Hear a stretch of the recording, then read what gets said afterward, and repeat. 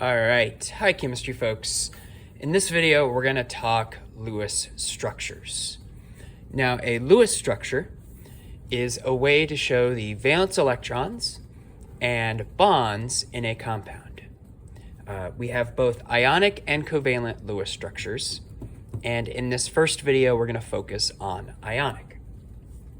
So to start, let's just review valence electrons. So we know to get valence electrons for each element, it's based on its position on our periodic table. Our first group here, we know that they all have one valence electron. Our alkaline earth metals in column 2 have 2. Our transition metals vary. We're really not going to do much with our transition metals in this unit. The boron family has 3 valence electrons. The carbon group has 4. The nitrogen group has 5 valence electrons. Oxygen 6. The halogen 7. And most of our noble gases have 8 valence electrons, except for helium, which only has 2. So, to do a Lewis dot structure for an element, we just draw the symbol and we put the corresponding number of dots that represent our valence electrons around it. So let's try a couple. So let's try something like sodium. Sodium is group 1, it has 1, so I just go boom. And that would be my Lewis dot structure for sodium. Maybe something like aluminum. Aluminum, quick check. 3 valence electrons. So typically the way we do it is 1 dot, 1 electron on each side before we double up. So aluminum would look like that. If I wanted to do something like phosphorus, 5 valence electrons. So 1, 2, 3, 4, 5. Or maybe even something like fluorine. That's a halogen. Double check real quick. F has 7 valence electrons. So that would be 1, 2, 3, 4, 5, 6, 7. That would be our Lewis dot structure for elements. So again, for elements, all we do is figure out the number of valence electrons. We put 1 dot on each side. 4 on each, so there's 1 dot on each side before you double up. And again, the big thing with this for Lewis dot structure of elements is just, again, 1 electron on each side. Doesn't matter where you start. Once you have 4 dots for those first 4 valence electrons, you start pairing up. The key for us, though, now is going to be the Lewis dot structure of ionic compounds. So take a minute, go ahead and grab that summary of Reading ionic Lewis structure sheet. Have that in front of you, and let's start talking through it.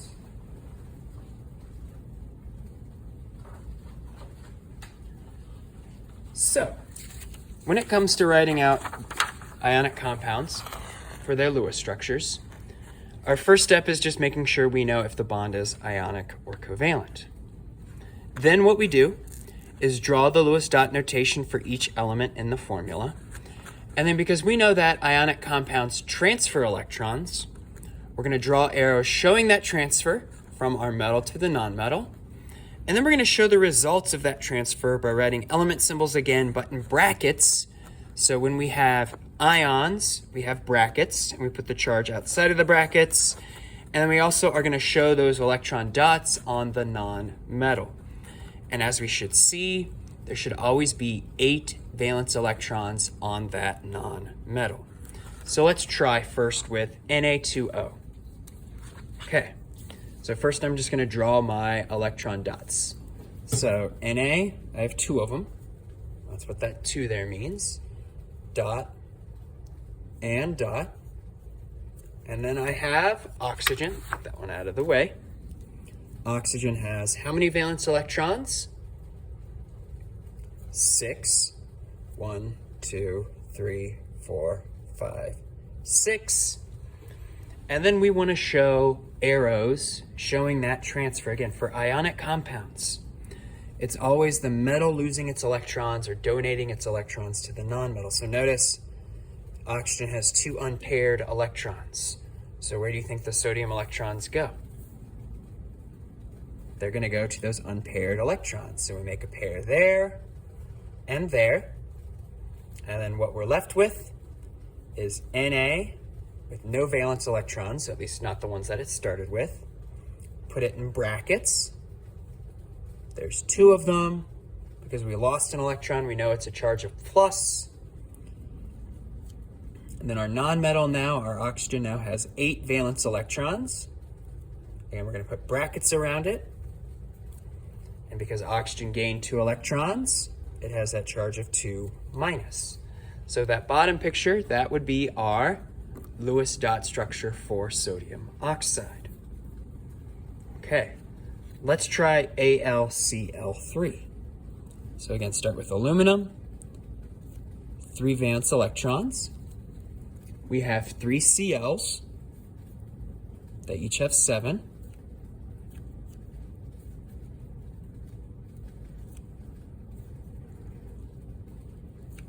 And again, we know that elements want to have that full outer shell. They want to have 8. So how do you think these electrons are going to be transferred? If you said each Cl is going to get an electron from aluminum, you are correct.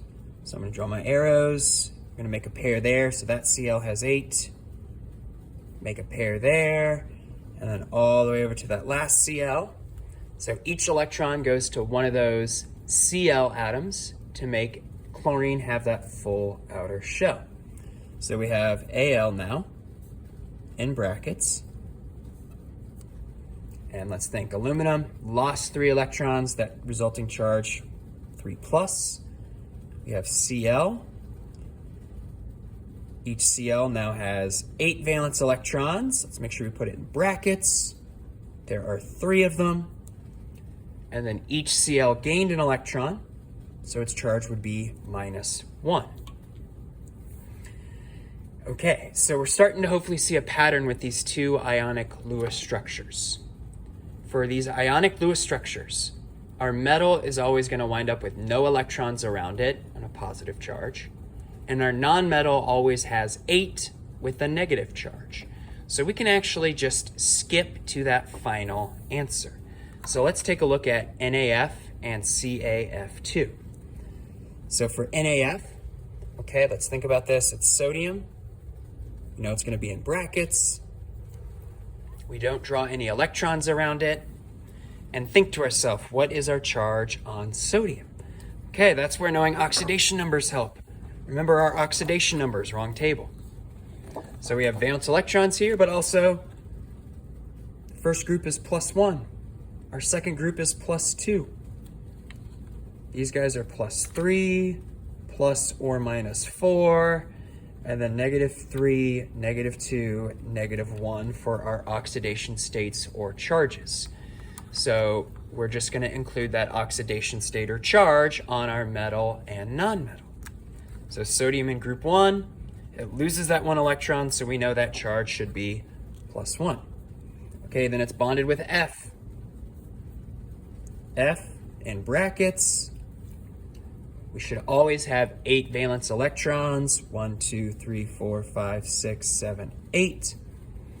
And again, F is a halogen. It started with 7. It gained that 1 electron to get 8 from 8 valence electrons. So the charge we'd write is -1. And again, so with ionic compounds, we don't have to show the transfer always. We can just go right to that final step. So try CaF2. Think to yourself, what's your charge on calcium in an ionic compound? Think to yourself, what's the charge in fluorine? That's what you should have outside of brackets. So let's try it. Okay, Ca. We're going to put it in brackets. Okay, let's think. Calcium, let's check. Alkaline earth metal. Started with 2 valence electrons, but again, metals lose electrons in ionic, so we know that its charge would be +2. And then we have fluorine. brackets, 2 of them. Fluorine we know starts with 7 valence electrons, but always with ionic Lewis structures. How many should we have? If you said 8, you are correct. Fluorine is now going to have 8 valence electrons. And then the charge, each fluorine gains 1 electron. So there's that oxidation state or charge of -1.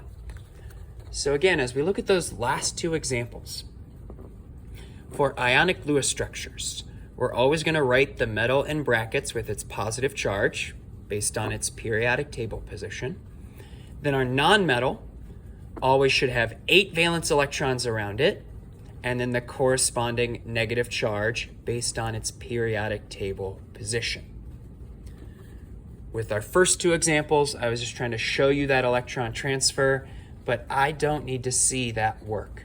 You can just go right to that final answer of putting those brackets around each element, or I should say each ion, the charge, 8 valence electrons on our non-metal. That's it for ionic Lewis structures.